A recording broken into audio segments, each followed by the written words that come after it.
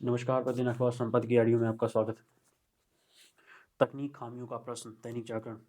खतरे के संकेत, बिजनेस स्टैंडर्ड। हरित अर्थव्यवस्था में बड़े बदलाव लाने वाली पहल। हादसे की रेल जनसत्ता। ब्रिक्स की दमदारी, राष्ट्रीय सहारा। टूटा भरोसे का कवच। रेलवे के लिए सबक, हिंदुस्तान। सबके प्रयास से बनेगा पर्यावरण। अब आर्टिकल विस्तार से।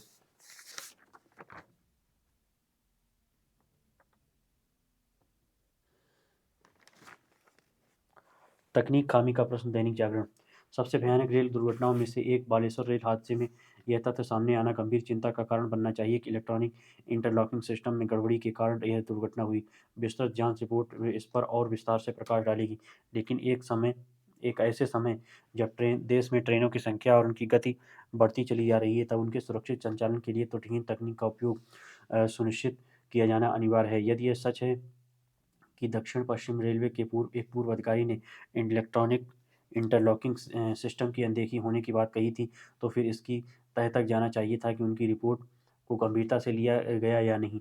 इसी के साथ इस प्रश्न का उत्तर भी मिलना चाहिए कि इलेक्ट्रॉनिक सिग्नल मेंटेनर सही तरह काम करता है या नहीं। ट्रेनों के संचालन में ऐसी किसी तकनीक के इस्तेमाल की अनुमति नहीं दी जा सकती जो पूरी तरह भरोसेमंद ना हो, या फिर जिसमें गड़बड़ी होने की तनिक भी गुंजाइश रहती हो। चूँकि बालेश्वर हादसा बहुत ही भयावह है और इस तरह के हादसे स्वीकार्य नहीं है, इसलिए उनकी केवल सघन जांच ही नहीं होनी चाहिए, बल्कि ये भी सुनिश्चित किया जाना चाहिए कि भविष्य में इस तरह के हादसे ना हो। यह सुनिश्चित करके ही उस भरोसे को बहाल किया जा सकता है जो बालेश्वर रेल हादसे के बाद डिगा हुआ सा दिखने लगा है। रेल मंत्री की ओर से बालेश्वर हादसे की जांच सीबीआई से कराने की सिफारिश ये बताती है कि मामला बहुत गंभीर है, लेकिन मुद्दा केवल दुर्घटना के लिए जिम्मेदार कारणों और लोगों की पहचान ही नहीं है, बल्कि यह भी है कि ट्रेन का सुरक्षित संचालन कैसे सुनिश्चित हो। इसके लिए ऐसी भरोसेमंद तकनीक विकसित करनी होगी जिसमें न तो किसी खामी के लिए गुंजाइश रहे और न ही किसी मानवीय भूल के लिए। यह अच्छी बात है कि बालेश्वर रेल हादसे को लेकर लगभग एक स्वर से यह मांग उठी है कि इसकी गहनता से जांच हो, लेकिन इसी के साथ विरोधी दलों के कुछ नेता रेल मंत्री अश्विनी वैष्णव के त्यागपत्र की मांग करने में जुट गए हैं। यह मांग करने वालों को यह मांग करने वालों को अपने आप से यह प्रश्न करना चाहिए कि क्या रेल मंत्री का त्यागपत्र उन कारणों का निवारण करने में सहायक सिद्ध हुआ जिसके चलते इतना बड़ा हादसा हुआ और 275 रेल यात्री मारे गए और 1000 के करीब घायल हो गए। यह विडंबना ही है कि अश्विनी वैष्णव से त्यागपत्र मांगने वालों में वे पूर्व रेल मंत्री भी हैं जिनके समय भी बड़े रेल हादसे हुए और तब उन्होंने त्यागपत्र देने की कोई आवश्यकता नहीं समझी। रेल मंत्री से त्यागपत्र मांगने वालों को इसकी अनदेखी नहीं करनी चाहिए कि उन्होंने रेलवे की हालत सुधारने और ट्रेनों के सुरक्षित संचालन की दिशा में उल्लेखनीय कार्य किया है। खतरे के संकेत, बिजनेस स्टैंडर्ड। ओडिशा में हुए दशक के सबसे बड़े रेल हादसे ने भारतीय रेल की गलत प्राथमिकताओं की समस्या को एक बार फिर रेखांकित कर दिया है। वह समस्या है सुरक्षा और रखरखाव के बजाय वंदे भारत ट्रेन और बुलेट ट्रेन परियोजनाओं में निवेश को तरजीह देना। यद्यपि अभी विस्तृत रिपोर्ट की प्रतीक्षा है, लेकिन रेल मंत्री अश्विनी वैष्णव ने कहा है कि ओडिशा के बालासोर में 3 गाड़ियों की टक्कर की बुनियादी वजह थी इलेक्ट्रॉनिक इंटरलॉकिंग सिस्टम में खराबी। इस खराबी की वजह से चेन्नई की ओर जा रही शालीमार को चेन्नई कोरोमंडल एक्सप्रेस उसी ट्रैक पर खड़ी मालगाड़ी से टकराकर बेपटरी हो गई। इस बीच विपरीत दिशा में चल रही एक अन्य सवारी गाड़ी यशवंत हावड़ा सुपरफास्ट ट्रेन बेपटरी हुई डिब्बों से भिड़ गई, जिससे 275 लोगों की मौत हो गई और 1100 से अधिक लोग घायल हो गए। वैष्णव ने कहा कि गलत सिग्नल के लिए जिम्मेदार लोगों की पहचान कर ली गई है। चीज़ों को पहले जैसा बनाने के प्रयास किए जा रहे हैं। ये प्रयास काफ़ी देर से किए जा रहे हैं। सिग्नल देने की प्रणाली में खामियां नहीं है, पहले भी कई बार इन पर सवाल उठाए जा चुके हैं। उदाहरण के लिए इस वर्ष फरवरी में रेलवे अधिकारियों ने एक अन्य जोन में सिग्नलिंग प्रणाली में गंभीर खामियों की ओर इशारा किया था।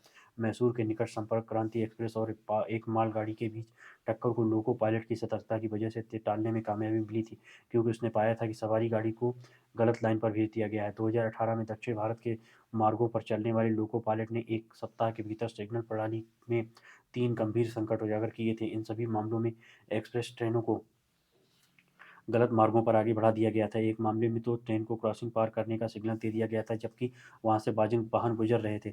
इस मामलों में भी लोको पायलट की सतर्कता के कारण समय रहते ट्रेनों को रोका जा सका था। जरूरी नहीं कि तेज गति से चलने वाली ट्रेनों को हमेशा ऐसे समय पर रोक कर खतरा टाला जा सके। बालासोर हादसा भी ऐसा ही एक घटना का परिणाम है। दुर्घटना के बाद से यह सवाल भी बार बार उठ रहा है कि उस मार्ग पर ट्रेनों के बीच आमने सामने की भिड़ंत रोकने के लिए बनी कवच प्रणाली क्यों नहीं स्थापित की गई थी। स्वदेश में विकसित यह चेतावनी प्रणाली न केवल लोको पायलट को समय रहते आसन्न भिड़ंत के बारे में जानकारी देती है, बल्कि जब उसे लगता है कि उसी पटरी पर कोई और ट्रेन आ रही है तो एक खास दूरी पर रहते स्वतः ब्रेक लगा देती है। इस प्रणाली का परीक्षण भी बहुत मंथर गति से हुआ था और दक्षिण मध्य रेलवे सिस्टम के 2 सेक्शन में इसे परखा गया था। सुरक्षा और रखरखाव के अलावा अतीत में नियंत्रक एवं महालेखा परीक्षक ने एक गंभीर कमी की और इशारा किया कि वह यह कि भारत सरकार स्वदेश में विकसित उच्च गति वाली ट्रेनों की शुरुआत कर रही है और एक बुलेट ट्रेन परियोजना में करोड़ों रुपए की राशि मंजूर की गई है। वह वंदे भारत ट्रेन निस्संदेह स्थानीय इंजीनियरिंग की सफलता है, लेकिन विडंबना यह है कि 180 किलोमीटर प्रति घंटे की अपनी उच्चतम गति से कोसों दूर वे औसतन 83 किलोमीटर प्रति घंटे की रफ्तार से चल रही है। ऐसा आमतौर पर पटरियों की खराब स्थिति के कारण होता है। हालांकि मंत्री ने कहा है कि उनके लिए पटरियों को बेहतर बनाया जा रहा है। यह मानना होगा कि 2016 के बाद से बड़ी दुर्घटनाओं में कमी आई है, लेकिन बालासोर दुर्घटना एक चेतावनी है। हर रोज करीब ढाई ढाई करोड़ लोग रेलों में सफर करते हैं। उनमें से कई देश के गरीब और मध्य वर्ग से ताल्लुक रखते हैं, जो वंदे भारत जैसी महंगी ट्रेनों में सफर नहीं कर सकते। वे हवाई जहाज या बुलेट ट्रेन जब शुरू हो जाएगी तो में भी नहीं चल सकते। भारतीय रेल को उन्हें सुरक्षा की दृष्टि से आश्वस्त करना चाहिए। हरित अर्थव्यवस्था में बड़े बदलाव लाने वाली पहल वंदना गोमबर जिस सप्ताह नए संसद भवन का उद्घाटन हुआ, उसी समय भारत की शीर्ष तेल निर्यातक कंपनी तेल एवं प्राकृतिक गैस नियम ओएनजीसी गैस निगम ओएनजीसी की तरफ से ऊर्जा क्षेत्र से जुड़ी एक बड़ी घोषणा हुई। ओएनजीसी ने कहा कि यह वर्ष 2030 तक स्वच्छ ऊर्जा परियोजनाओं में 1 लाख करोड़ रुपए निवेश की योजना को कार्य रूप देने में जुटी है। ओएनजीसी के चेयरमैन अरुण कुमार सिंह ने कहा कि ओएनजीसी एक दशक के अंत तक अक्षय ऊर्जा में अपनी वर्तमान क्षमता 200 मेगावाट से बढ़ाकर 10,000 मेगावाट करना चाहती है। सिंह ने कहा कि भारत में 2040 तक जीवाश्म ईंधन की मांग बढ़ती रहेगी, मगर इसी दौरान हमें हरित ऊर्जा की दिशा में भी प्रयास तेज करना होगा। हमें इसलिए ऐसा करना होगा कि जीवाश्म ईंधन के परंपरागत इस्तेमाल के बीच हरित ऊर्जा के भी इस्तेमाल को बढ़ावा मिलता रहे। अंतर्राष्ट्रीय ऊर्जा एजेंसी के अनुसार पहली बार इस साल निवेशक तेल उत्पादन से अधिक सौर ऊर्जा में निवेश करेंगे। आंकड़ों के आधार पर की बात करें तो जीवाश्म ईंधन में होने वाले प्रत्येक $1 निवेश के बदले लगभग $1.7 अब स्वच्छ ऊर्जा के उत्पादन में लगाया जा रहा है। आईईए के कार्यकारी निदेशक फतेह बिरोल ने कहा कि 5 वर्ष पहले तक ये अनुपात 1:1 का था। इस वर्ष पूरी दुनिया में ऊर्जा क्षेत्र में $2.8 लाख करोड़ का निवेश का अनुमान है, जिसमें लगभग 1.7 लाख करोड़ डॉलर स्वच्छ तकनीक में निवेश किए जाएंगे। यह रकम अक्षय ऊर्जा, इलेक्ट्रिक वाहन, नाभिकीय ऊर्जा, ग्रिड भंडारण, कम उत्सर्जन करने वाले ईंधन क्षमता सुधार और ताप पंपों की पर खर्च की जाएगी। 1 लाख करोड़ डॉलर से कुछ अधिक रकम कोयला, गैस व तेल में जाएगी। कुछ सरकारें स्वच्छ ऊर्जा क्षेत्र में रणनीतिक साझेदारी ले रही हैं। तेल क्षेत्र में भी पहले सरकारें रणनीतिक हिस्सेदारी लेती रही हैं। डेनमार्क ने कहा है कि वह पवन ऊर्जा परियोजनाओं में 20% हिस्सेदारी लेगी। यह योजना सरकार और विपक्षी दलों के बीच 14 गीगावाट क्षमता वाली पवन ऊर्जा क्षमता विकसित करने के सौदे का हिस्सा है। फोर्ड टेस्ला सौदा इलेक्ट्रॉनिक वाहनों की मांग बैटरी चार्ज करने की सुविधाओं के विकास पर पूरी तरह निर्भर है। ईवी चार्जर साझा करने को लेकर फोर्ड टेस्ला के बीच समझौता हुआ। इलेक्ट्रॉनिक वाहनों के क्षेत्र में एक बड़ी प्रगति मानी जा सकती है। फोर्ड की तरफ से जारी एक बयान में कहा गया कि अमेरिका और कनाडा के फोर्ड के ईवी ग्राहकों के लिए 12,000 से अधिक टेस्ला सुपरचार्जर उपलब्ध होंगे। 10,000 DC fast charger blue Oval charger इस तंत्र नेटवर्क का पहले से ही हिस्सा है।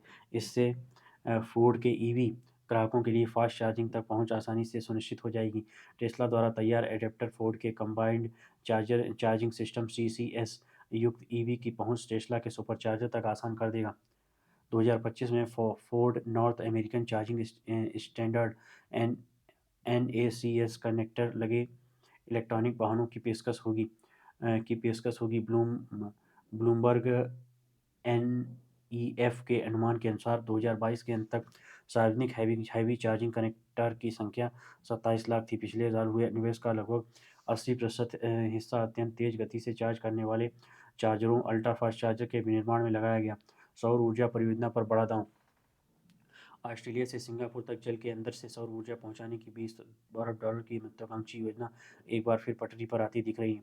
अरबपति माइक कैनन ब्रूक्स द्वारा सन केबल परियोजना की परिसंपत्तियों के अधिग्रहण के बाद ये संभावनाएं जगी हैं। इस बारे में कैनन ब्रूक्स ने कहा, हमारा सदैव मानना रहा है कि सन केबल सौर ऊर्जा से ले जाने की संभावनाओं से परिपूर्ण है।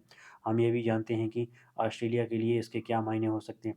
इस सौदे के बाद कैनन ब्रूक्स और क्वीन ब्रूक्स इंफ्रास्ट्रक्चर पार्टनर्स का उत्तरी ऑस्ट्रेलिया में विशाल अक्षय ऊर्जा परियोजनाओं पर नियंत्रण हो जाएगा। 4200 किलोमीटर लंबे जल के अंदर से गुजरने वाले केबल के जरिए एशिया को बिजली के निर्यात की योजना पर प्रमुख निवेशक के बीच विवाद हो जाने के बाद मामला बिगड़ गया था। हरित हाइड्रोजन का विकास। अमेरिकी कंपनी प्लम पावर ने फिनलैंड में 3 हरित ग्रीन हाइड्रोजन संयंत्र लगाने की योजना तैयार की है। इन संयंत्रों की स्थापना पर $6 अरब लागत आएगी। इस संबंध में कंपनी की तरफ से आए बयान में कहा गया है कि वह पर्याप्त पूंजी जुटाने के लिए अपने वित्तीय साझेदारों के साथ मिलकर काम कर रही है। कंपनी ने कहा है कि वह विश्वसनीय पक्षों से भी ऊर्जा खरीदने के संबंध में ठोस आश्वासन लेने की तैयारी में है। इस परियोजना के संबंध में 2025-26 तक निवेश के संबंध में ठोस निर्णय ले लिया जाएगा। कंपनी वैश्विक स्तर पर हरित हाइड्रोजन उत्पादन तंत्र तैयार कर रही है और अन्य संस्थानों सहित अमेरिकी ऊर्जा विभाग के ऋण कार्यक्रम कार्यालय से ऋण लेने का प्रयास कर रही है। कंपनी ने पिछले महीने कहा था कि रणनीतिक साझेदारों व मूल ढांचों के निवेश करने वाली इकाइयां लगातार परियोजना में दिलचस्पी दिखा रही हैं। फैशन कंपनियों से शुल्क। कपड़ों की बर्बादी रोकने के लिए कुछ नियामक कुछ उपायों पर विचार कर रहे हैं। इनके तहत फैशन कंपनियों को उत्पादन की मात्रा के आधार पर कुछ शुल्क का भुगतान करना होगा। कैलिफोर्निया, न्यूयॉर्क, स्वीडन, नीदरलैंड और इटली में अलग से कुछ नियम के प्रस्ताव दिए गए हैं। इन नियमों के तहत फैशन कंपनियों को टेक्सटाइल रिसाइक्लिंग कार्यक्रम के लिए वित्त मुहैया कराना होगा। ब्रिटेन और यूरोपीय संघ में भी ऐसे ही नियमों पर विचार हो रहा है। एक्सटेंडेड प्रोड्यूसर रिस्पॉन्सिबिलिटी पर केंद्रित इन योजनाओं के तहत ब्रांडों के उत्पादन पर फीस देनी होगी और पुनरावर्तन रिसाइक्लिंग कार्यक्रमों चलाने के लिए रकम देनी होगी। कपड़ों के लिए EPR कार्यक्रमों के समर्थकों की उम्मीद है कि इससे कपड़े का बेवजह ज़रूरत से अधिक उत्पादन नहीं होगा और इनसे रिसाइक्लिंग में नवाचार बढ़ने के साथ ही उच्च गुणवत्ता वाले उत्पाद भी तैयार होंगे।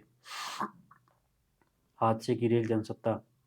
ओडिशा के बालासोर में हुआ रेल हादसा यह बताने के लिए काफ़ी है कि भारतीय रेल को अंतर्राष्ट्रीय स्तर पर बनाने का दावा चाहे कितना भी किया जाए, लेकिन यह सपना अभी हकीकत से दूर है। एक साथ 3 रेलगाड़ियों का आपस में टकराना इस बात की पुष्टि है कि या तो रेलगाड़ियों के परिचालन के प्रबंधन में घनघोर लापरवाही बरती गई है या फिर रखरखाव और सुरक्षा के इंतजामों में व्यापक खामी है। खबरों के मुताबिक शनिवार शाम को यशवंतपुर से हावड़ा जा रही दुरंतो एक्सप्रेस के कुछ डब्बे पटरी से उतर गए और विपरीत दिशा से आ रही कोरोमंडल एक्सप्रेस से टकरा गए। इसके बाद दूसरी रेलगाड़ी की कई बोगियां भी पटरी से उतर गईं और वहीं खड़ी मालगाड़ी भी टकरा गई। इस तरह एक साथ 3 रेलगाड़ियों की टक्कर हो गई और सिर्फ इतने से ही हादसे की भयावहता का अंदाज़ा लगाया जा सकता है कि इस दुर्घटना में 275 लोगों की जान चली गई और 1175 लोग घायल हो गए।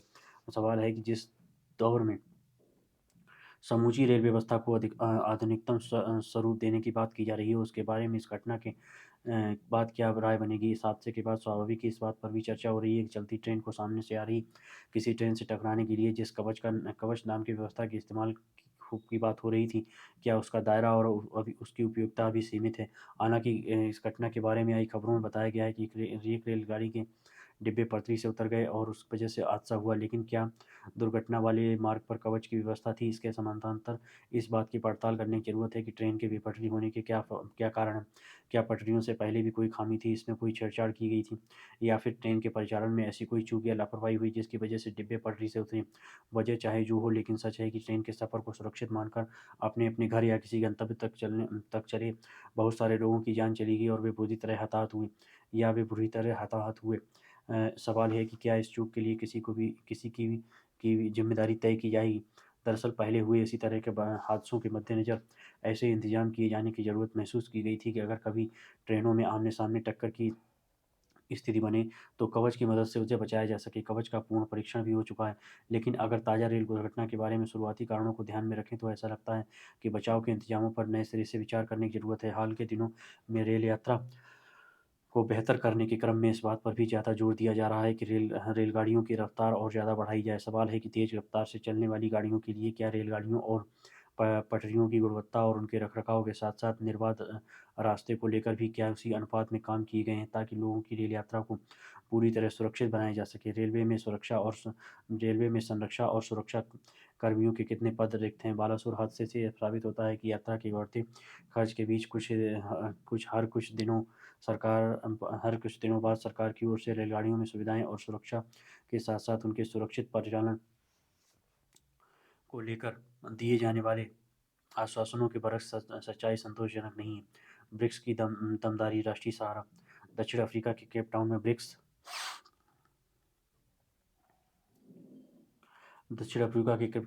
ब्राज़ील, रूस, भारत, चीन और दक्षिण अफ्रीका देश के विदेश मंत्रियों का 2 दिवसीय सम्मेलन पिछले शुक्रवार को संपन्न हो गया।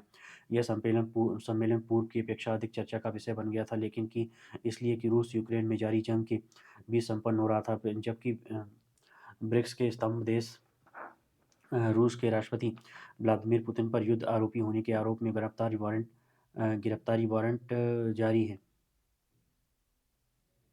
हालांकि ये ब्रिक्स सम्मेलन समस्त सदस्य देशों के राष्ट्राध्यक्षों और समस्त प्रमुखों के अगले 6 महीने बाद होने वाले शिखर सम्मेलन की तैयारी की एक पूर्व पीठिका के रूप में पर इसने अपनी निरंतर संघनित होती आंतरिकता और वैश्विक व्यवस्थाओं में नई नई व्यावहारिकता की आवश्यकता को रेखांकित किया है। ब्रिक्स का आत्मविश्वास 1.5 दशक में ही अपनी बढ़ती स्वीकार्यता और तदनुरूप विशाल आकार की संभावनाओं से जाहिर होता है। कोई 19 देशों ने ब्रिक्स के चार्टर को अपने साझा आर्थिक राजनीतिक विकास के लिए जरूरी माना है। इसमें गोल्डमैन सैक्स का यह दावा सही साबित होता है कि 2050 तक वैश्विक अर्थव्यवस्था पर 4 ब्रिक्स इकोनॉमी का प्रभुत्व होगा। इस दावे का आधार था कि ब्राज़ील, रूस, भारत, चीन और दक्षिण अफ्रीका दुनिया की सबसे तेज़ी से बढ़ती और उभरती बाजार अर्थव्यवस्थाएं हैं। संगठन देशों ने जिस तरह से आबादी, भूक्षेत्र भूक्षेत्र एवं उत्पादन कारोबार की वैश्विक भागीदारी में अपना अनुपात बढ़ाया है, उसको देखते हुए इसके अर्थशास्त्री ब्रिक्स को समूह 7 की तुलना में व्यापक तीव्र गति से विकास करने वाला अधिक सक्षम मानते हैं। हालांकि वैश्विक अर्थव्यवस्था में मंदी के दुष्प्रभाव से इसमें भी लड़खड़ाहट आई, लेकिन एक समय के साथ यह संभल गया। अब तो यह तमाम चुनौतियों से निपटते हुए अधिक सक्षम दिख रहा है। वैश्विक आर्थिकी के विकास में विकासशील देशों की उचित हिस्सेदारी की मांग करते हुए संयुक्त राष्ट्र और सुरक्षा परिषद में बदलाव के औचित्य को प्रतिपादित कर रहा है। हालांकि ऐसे मौके पर बहुत सारे विशेषण गढ़े जाने का भी रिवाज रहा है कि हम दुनिया में समानता एवं सद्भाव के लिए काम करेंगे, लेकिन ब्रिक्स आज जहाँ पर पहुँचा है वहाँ से समानता और अधिकार की बातें फिजूल भी नहीं है कि दिग्गज देश उनकी अनसुनी कर दे। निसंदेह यह श्रेय भारत की स्वतंत्र विदेश नीति को जाता है। टूटे भरोसे का कवच। विनीत नारायण। मंत्री अश्विनी वैष्णव ने बालासोर के बेहद खौफनाक रेल हादसे के एक दिन पहले टीवी के जरिए जनता को बताया था कि मोदी सरकार ने भारतीय रेल का कायाकल्प कर दिया है। उन्होंने यह भी दावा किया था कि ट्रेन दुर्घटनाओं को टालने के लिए मोदी सरकार ने विश्व की सबसे आधुनिक सुरक्षा प्रणाली कवच को लागू कर दिया है। हकीकत यह है कि इस तकनीक को लागू करने का फैसला मनमोहन सिंह सरकार ने 2012 में ले लिया था। तब इसका नाम ट्रैकिंग कॉलिजन अवॉइडेंस सिस्टम था। पुरानी योजनाओं के नाम बदलकर उन्हें अपनी नई योजना बताकर लागू करने में माहिर भाजपा सरकार ने 2022 में उसी योजना को कवच के नाम से लागू किया था। प्रश्न है कि पिछले 9 वर्ष से केंद्र सरकार इस सुरक्षा प्रणाली पर कुंडली मारे क्यों बैठी थी। कवच वह तकनीक है जिसे लागू करने के बाद पटरियों पर दौड़ती रेलगाड़ी किसी दुर्घटना के अंदेशे से 400 मीटर पहले ही अपने आप रुक जाती हैं। शुरू में इसे दिल्ली मुंबई और दिल्ली हावड़ा के रूट पर लागू किया गया और दावा किया गया कि मोदी सरकार के मिशन रफ्तार के तहत 160 किलोमीटर प्रति घंटा की रफ्तार से दौड़ने वाली रेलगाड़ी अपने आप रुक जाएगी। उल्लेखनीय है कि इस तकनीक का परीक्षण करने के लिए रेल मंत्री अश्विनी वैष्णव ने अपनी जान को जोखिम में डाला और पिछले साल मार्च में सिकंदराबाद में इंजन ड्राइवर के साथ बैठे और इस तकनीक का सफल परीक्षण किया, जिसमें आमने सामने से आती 2 रेलगाड़ियों पर इसे परखा गया था।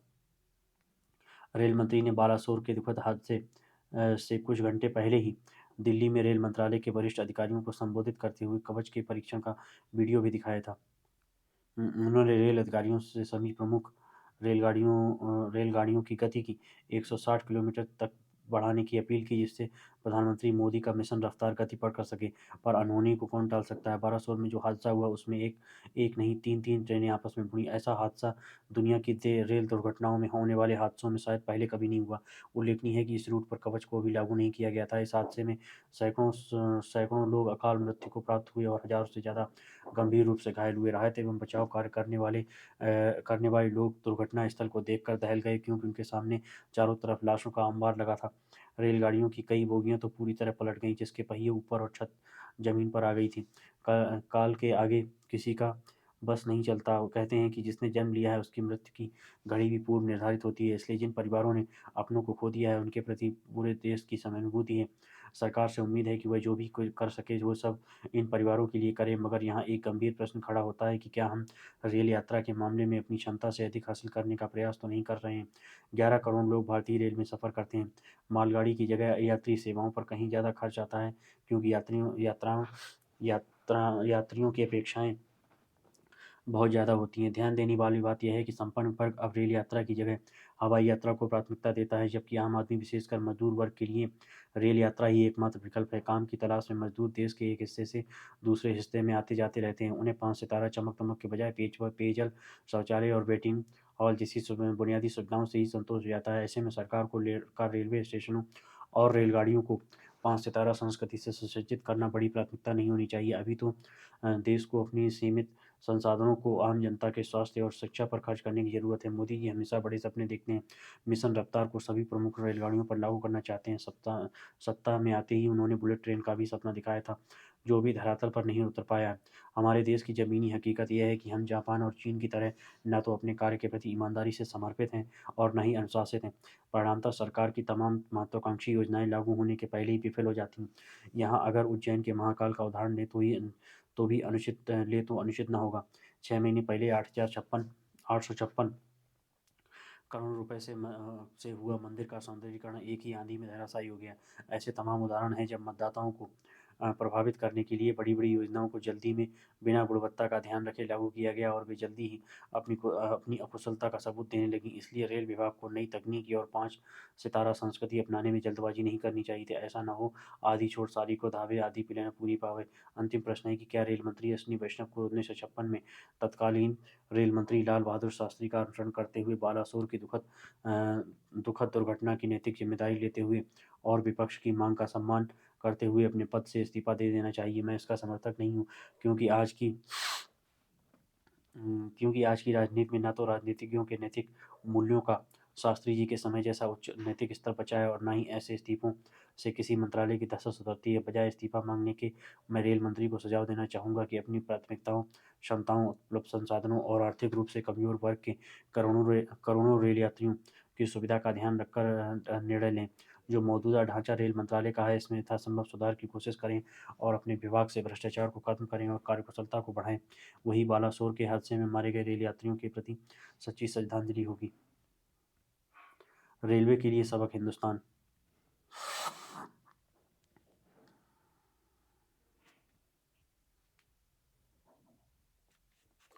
भारतीय रेलवे के इतिहास में एक बेहद दुखद और शर्मनाक हादसा दर्ज हो गया। उड़ीसा के बालासोर जिले में स्थित बहानागा बाजार स्टेशन पर एक बहुत अविश्वसनीय हादसे का गवाह बन गया। इस हादसे को समझने के में ही लगभग एक दिन का समय लग गया और जो गलती हुई उसका आकार प्रकार तय करने में पता नहीं कितना समय लगेगा। केंद्रीय रेल मंत्री अश्विनी वैष्णव ने रविवार को बताया कि दुर्घटना इलेक्ट्रॉनिक इंटरलॉकिंग में बदलाव की वजह से हुई है। रविवार सुबह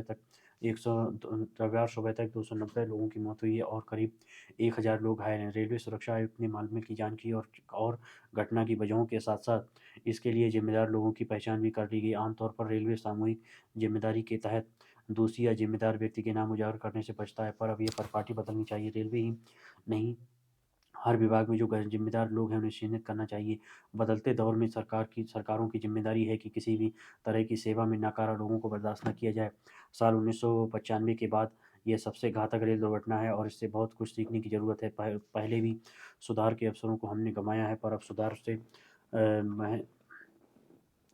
महज चुराने की वृत्ति पर भी गुंजाइश नहीं है। दुनिया में सबसे अधिक आबादी वाला भारत और उसका ज़रूरत से ज़्यादा दबाव झेलता रेल ढांचा छटाक पर लापरवाही भी नहीं बर्दाश्त कर सकता। प्रधानमंत्री का दुर्घटना स्थल पर जाना और वहाँ रेल मंत्री का लगातार बचाव कार्य में जुटे रहना बेहतर संकेत है। सेवा के मौके मामले में सिखावे का दौर अब पीछे छूट जाना चाहिए और हर सेवा को चाक-चौबंद करना प्राथमिकता होनी चाहिए। भारत अगर सुविधा व सेवा को सुरक्षित बनाने पर पूरा ध्यान लगाए तो ऐसे हादसों से हम बच सकते हैं। लेकिन आम लोगों को भी सोचना पड़ेगा कि हाँ, क्या हम अपनी सुरक्षा सुविधा सुनिश्चित करने के लिए ही वोट देते हैं। समय बदल रहा है और जनता की सुरक्षा के प्रति हर नेता को सजग होना चाहिए। ओडिशा के मुख्यमंत्री नवीन पटनायक की घटनास्थल पर पहुंचने से पहले ही पश्चिम बंगाल की मुख्यमंत्री ममता बनर्जी पहुंच गईं। वह कोशिश में लग गई कि जान गंवाने वालों की संख्या को बढ़ाकर बताएं, ताकि राजनीति चमकाने में सुविधा हो। वैसे वह रेल मंत्री रह चुकी हैं, तो आज जो रेल दुर्घटना हुई है उसमें उनका भी कुछ तो योगदान बनता होगा। वस्तुतः यह रेल हादसा राजनीति नहीं बल्कि नीति और नियत का विषय है। कवच सुरक्षा जल्द से जल्द पूरे देश में लागू हो इसे लेकिन ये हादसा कवच से जुड़ा नहीं है। इसमें दो यात्री गाड़ियां आमने सामने से एक ही पटरी पर नहीं बनी है। यहाँ इंटरलॉकिंग सिस्टम, सिग्नल पॉइंट एवं ट्रैक सर्किट में सुधार की जरूरत सामने आई है। कई सवाल खड़े हुए। क्या हम अति आत्मविश्वास के साथ रेल दौड़ाने लगे हैं?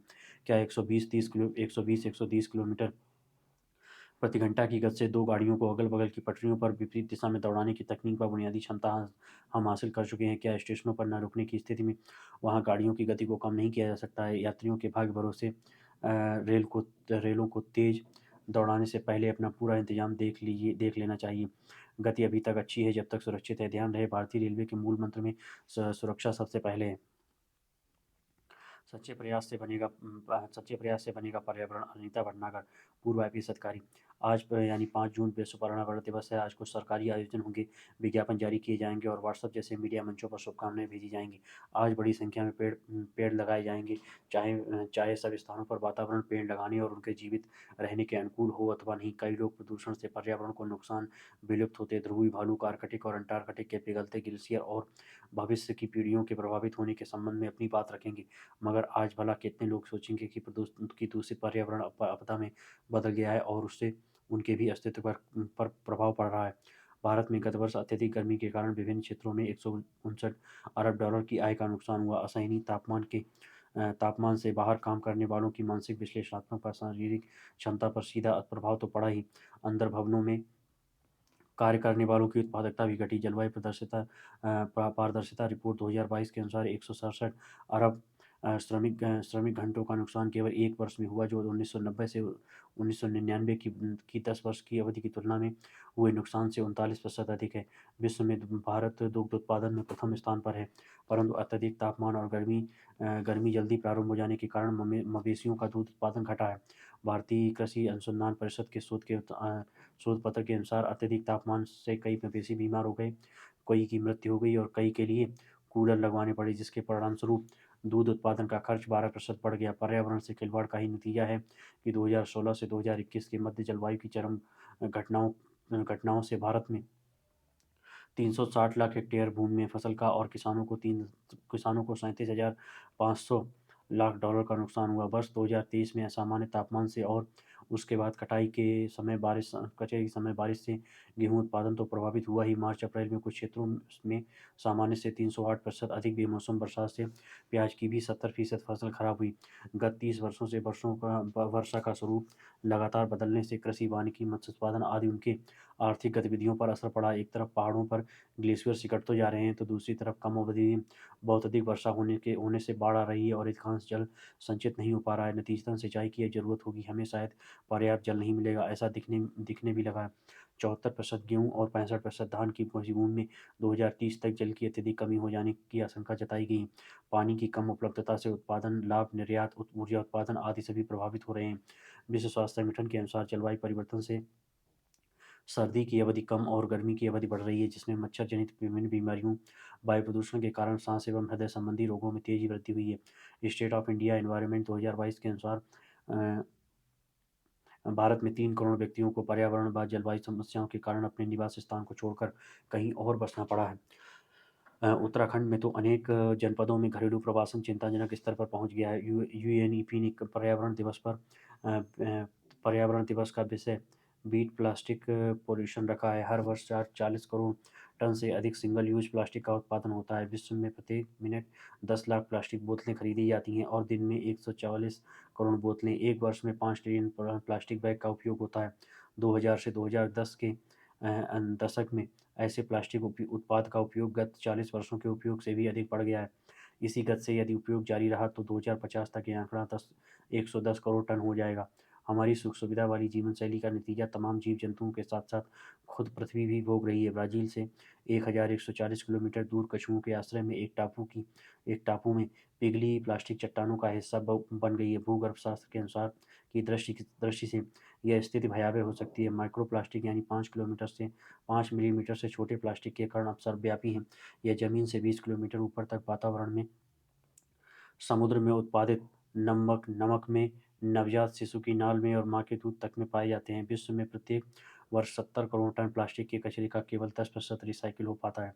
ये कचरा हजारों किलोमीटर फेंकने या दफनाने के लिए भेजा जाता है। प्लास्टिक के जो गुण, टिकाऊपन और नष्ट न होने की क्षमता है, वही समस्या भी है और वह सदियों तक प्राकृतिक रूप से नष्ट नहीं हो सकती हैं। सरकार ने कुछ नीतियाँ बदली हैं और कई योजनाओं को चालू किया है, परंतु जब तक हम सुविधाभोगी जीवन शैली में परिवर्तन नहीं लाएंगे, क्रांतिकारी बदलाव संभव नहीं है। प्रत्येक व्यक्ति को व्यक्तिगत रूप से सोचना है कि क्या पर्यावरण में बदलाव आया है और क्या उसमें उसका क्या योगदान है। अपनी गतिविधियों से हम पर्यावरण को जो पर जो कुप्रभाव डाल रहे हैं, वह हमारे लिए तो नुकसानदेह है ही, दूसरों के लिए भी है। यह अच्छी बात है कि अब अक्सर पर्यावरण से संबंधित समाचार आते हैं। विभिन्न शहरों में वायु गुणवत्ता नापी जा रही है और अब शहरों में जनसामान्य भी इसे समझने लगे हैं। मौसम विभाग अब तापमान तो बताता ही है, फील लाइक यानी तापमान की तपिश भी बताने लगा है। ये सब पर्यावरण संरक्षण के प्रति बढ़ते रुझान के उदाहरण हैं। स्पष्ट है, हम में से प्रत्येक व्यक्ति को स्वयं सच्चाई का सामना कर निष्ठापूर्वक कदम उठाना है। बचपन में कहानी सुनी थी कि एक राजा ने अगली सुबह गांव के एक तालाब में सबसे केवल एक लोटा दूध डालने को कहा ताकि तालाब दूध से भर जाए, मगर अगले दिन तालाब दूध के स्थान पर पानी से भरा था, क्योंकि कमोबेश हर किसी ने सोचा कि दूसरा तो दूध डालेगा ही, इसलिए उसके पानी डालने से क्या अंतर होगा। लिहाजा हर किसी को महज 5 जून नहीं बल्कि हर दिन पर्यावरण संरक्षण को लेकर ईमानदारी दिखानी होगी। धन्यवाद।